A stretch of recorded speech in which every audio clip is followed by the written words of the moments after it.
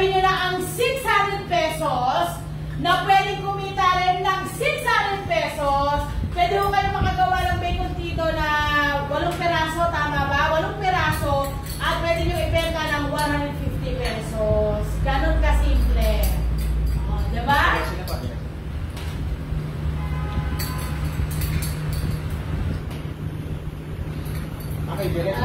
Ibibigyan ko sa inyo mga kapuso pala dito sa Taytay Rizal ang ating bacon dito mga kapuso. Bacon plus embutido. Woo! Ano, sigurado po akong todo-todo sa sarap, patinam-nam.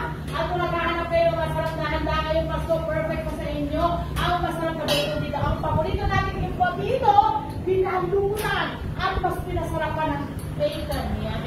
Hindi lang ito masarap ihanda ngayong Pasko, maganda rin itong gawing negosyo mga kapuso. Kaya naman, huwag na natin patagalin pa mga kasama ko natin si Chef Ryan nakakatawa ako mga dito. At syempre ngayon yung pinapakita na niya sa atin, ano yung pinaghalo-halo? Pinaghalo-halo ko po yung mga ground pork. Kailangan yung lean ground pork. Okay. Maganda yung pagkakabuo niya. Okay. And then ano yung mga nilagay mo dyan? Nilagay ako ng mga onions, bell peppers, pickles, cheese. Ayan. Tapos raisins, salt, pepper. The usual na halo talaga ng embutido. Okay. Kaya nga yung gawin sa bahay, madali. Napakasimple, di ba? Dahil halo-halo, hindi komplikado po ang paghahanda ng embutido. Okay. Pagkatapos ng chef, ano yung susunod mo dyan?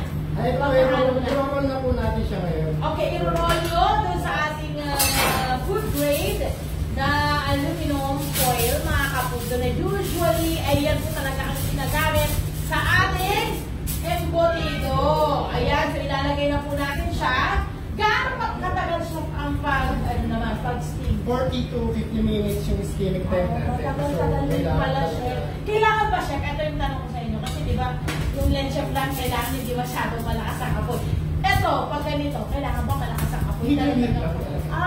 Bakit siya kailangan medium heat lang? Talaga para pag kapit na kapit yung mag-emulsify ng mismong meat niya. Hindi mas maganda, hindi siya mag-dry. Ayan, pag malakas kasi yung apoy, mag-dry siya. Sige, nabalot natin siya. Paano bang style ang pagbalot natin dyan? Nahirap ko yung pagbalot niya. Madali lang po.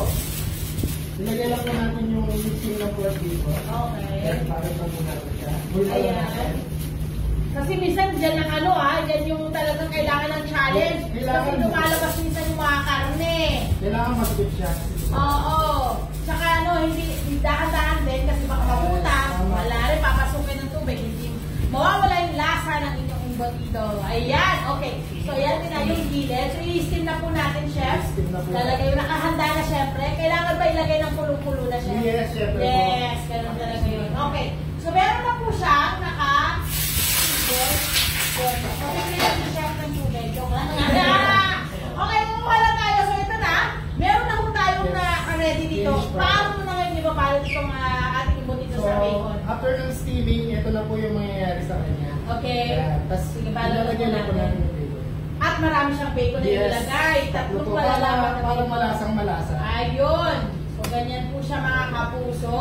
Kailangan din po ba, meron pa kayo para magdikit, hindi na talaga, ganyan lang talaga. Ganito lang po siya. Oh my gosh, sagat talaga naman. Solid. Okay, pagkatapos mo